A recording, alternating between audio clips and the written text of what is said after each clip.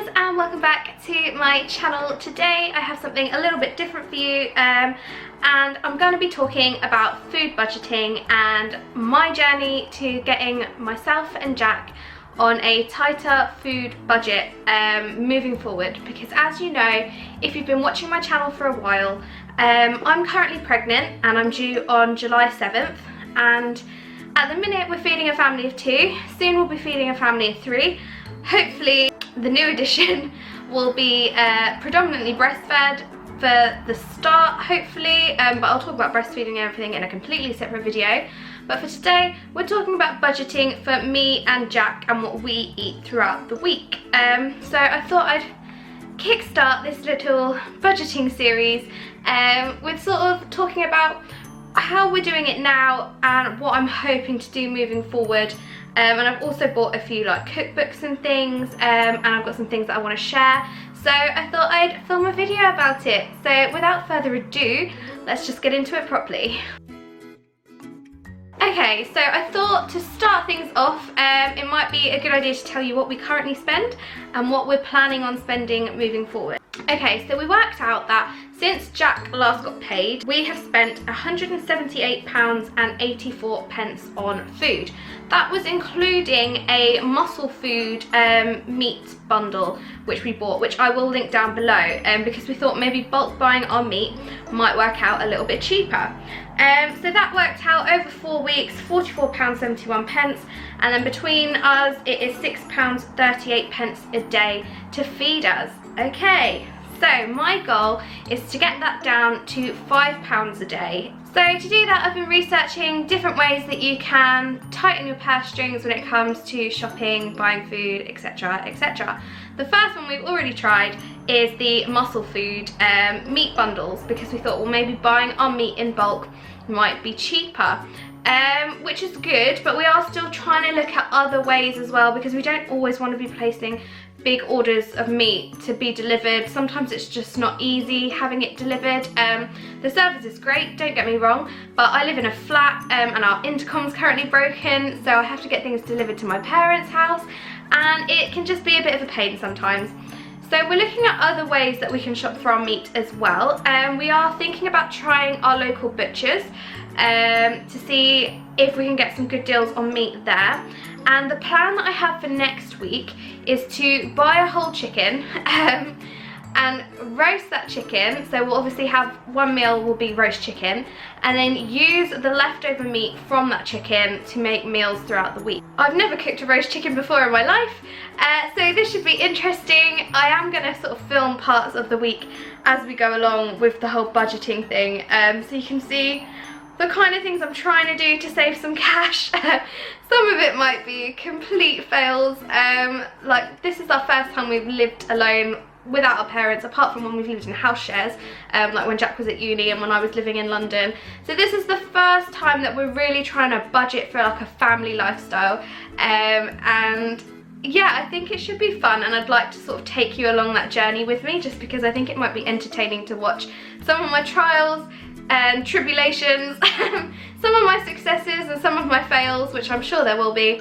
So yeah, I thought I'd bring you along for the ride.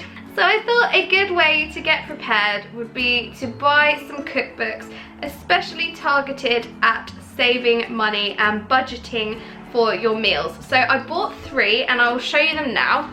But just a disclaimer, I am not sponsored by any of the authors of any of these books. These are just books that I've picked up myself on Amazon and wanted to share with you. So the first book is Save with JB. So this is 120 money saving meals. And I've had a flick through this already, and it looks really good. So basically, the start of each chapter usually starts off with like a roast dinner or some large joint of meat, which is good because that's exactly what I'm planning to do moving forward. So you'll have the recipe for the roast, etc, etc. It then goes on to give you a list of recipes that you can make with leftovers from the meat from that roast dinner or from that large joint of meat. And then later in the chapter it will give you just generic ideas for that type of meat. There's also a really big vegetarian section as well. Obviously not buying meat is a lot cheaper. So if you can have more vegetarian meals in your diet, not only is it good for your health, it's also a lot better on the purse strings. So we're going to try out some of the vegetarian meals in here as well. There's also some really good advice about using butchers and using greengrocers, and ways that basically you can stretch whatever leftovers you've got from any dinner, and ways that you can shop smart and eat clever. So yeah, this is a really good one that I'm enjoying looking through at the minute, and I've got some good recipe ideas from here already, so I'm excited to use this book more moving forward. The next one, and don't be put off because it is a student cookbook, because this is a really good cookbook. So it's the Hungry Healthy Student Cookbook, more than 200 recipes that are delicious and are good for you too. Now, just because it's a student in the title doesn't mean you have to be a student to use this cookbook or use the recipes in here. Students are notorious for not having money and having to live on a budget because it's the first time they've lived away from home, and it's really good for sort of cooking novices as well, or just quick and easy meals, because students don't want to spend a lot of time cooking their meals. Generally, I'm not saying all students are like that, but a lot of students, you know, they don't want to spend a lot of time cooking healthy meals. They don't want to spend a lot of money because they'd rather spend the money going out partying with their friends, etc, etc. So this book is really good because not only is it shopping on a budget, they're also healthy dinners as well. And what I really like about this book is each recipe has like a score from 1 to 3, and that score basically tells you how expensive the meal is on like a scale. So I think a 1 is cheap and a 3 is slightly more pricey. So if you don't have a lot of time to plan ahead, you can flick through and just find something cheap out of the book. It's really colourful. There's lots in here as well. This doesn't just have like main meals. Jamie's book is predominantly like dinners and things, whereas this has a bigger variety of meals in there. So it's got your breakfast, it's got snacks, it's got things like that. So this is really good as well. I'm really enjoying looking through some of the recipes in here. And like I said, you don't have to be a student to shop on a budget and eat healthily. So yeah, this is really good. The last cookbook that I picked up, and some of you might, if you are active on Instagram, you might have seen this book. You might know about the £1 Meals Instagram page. If not, I will link it down below, just like I've linked all of these books. But the next one that I picked up is £1 Meals by Miguel Barclays. And this is, again, a book, it explains it in the title really.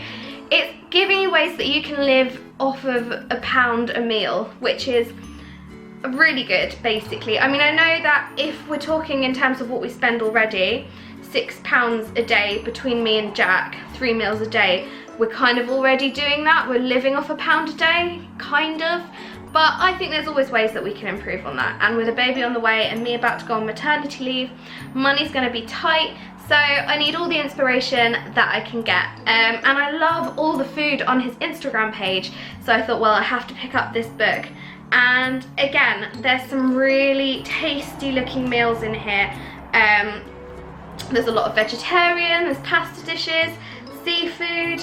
There's a lot of good meals in here, and right at the beginning of the book it says what is a £1 meal, and it will explain to you all the different tips and tricks that he has for living off £1 a meal, which is great. Things like cooking from scratch, using up leftovers, things like that. So that is what I am trying to do. Now, another thing I'm trying to tackle, as well as the budgeting side of things, is the amount of food that me and Jack are wasting. Now, we don't waste a lot of food, and I do cook from scratch a lot anyway. But I was having a look through like the fridge, freezer and cupboards and everything today, and having a rummage around in the drawers in the fridge, and I realised that some of the vegetables had gone a little bit too far past their best by date and were not looking very edible basically. So I've had a clear out of the fridge, cleaned out some of the drawers, and a good way that you can use up things that you've forgotten that you'd have is to write like an inventory of all the things that you've already got in your fridge, in your freezer, in your cupboards. So that is what I'm going to do. I'm going to write down everything that we already have, to avoid buying things that we don't need, and to try and think of recipes that I can make using up the things that have been sat in there for a while, because if I don't use them up now, when are they going to get used up? If I've already forgotten about them, then who's to say I won't forget about them again? So really knowing what you've already got in your fridge freezer, in your cupboards, is a really good way to make sure that you're not overspending on your shopping. Because at the end of the day, I want to try and reduce the amount that we're wasting. So once I've got rid of the things that have been sat there for a while, we can move on to just buying things that we really need when we go out shopping. And it's surprising, because we've only been in the flat a few months, how much is already built up in our fridge freezer and in our cupboards. Not only that, but the amount of veg that I've had to throw away already because we're just not getting through it. And it is difficult sometimes when you are just two of you on your own, or if you've got kids that are picky veg eaters, maybe you're not getting through all of those vegetables that you want to get through, that you've bought. So hopefully moving forward, I will not have to clean out the disgusting vegetables in the drawer again, because hopefully they'll all be eaten. But so, as well as the inventory and the bulk buying meat and everything like that, meal planning, which I've sort of touched on with the recipes, is another thing that I try and do. I try and plan our meals for the week. Now, I'm not like a strict army regime, like we're eating this on this day no matter what. I will kind of have some flexibility, because sometimes things change as the week progresses. You know, you might not want something on a particular day, or plans might change and you end up going somewhere or getting back home later than intended. So, you know, practically, if we're going to be practical, life is open to changes, and I have to be flexible when it comes to planning our meals. Now, some people might be able to write a meal plan and stick to it every single day, and that's great. Well done, I salute you, hats off to you. However, sometimes it's just not feasible. So although I like to plan as much as I can, I have to be realistic and understand that I need some flexibility in there as well. So I try, and when I cook things, when I've planned meals, I try and plan to cook double the amount that we need to eat that day, so that I can put some in the freezer. So if there's a day where I'm not going to cook what I had planned to, but we still need to eat dinner, but we've got home late for whatever reason, there's a meal ready prepped in the freezer that we can just get out and eat, and it's going to avoid us calling a takeaway, things like that, because they are not friendly on the purse strings. And obviously that money that we spent on food that I talked about at the beginning of the video, that doesn't include money we've spent on takeaways or money we've spent eating out. So again, this is reasons why I want to try and reduce the amount that we are spending. Another thing, and this is something that I struggled with at first and Jack found really easy, is switching from different brands to like basic brands and things like that. And I'm not saying that brands are better, because I know that some branded food is made in the same factory as non-branded food, and it's all the same.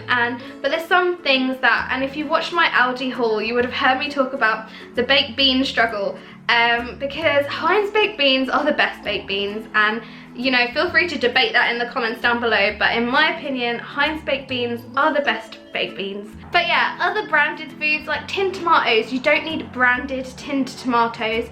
You can buy generic tinned tomatoes and it's still a tinned tomato.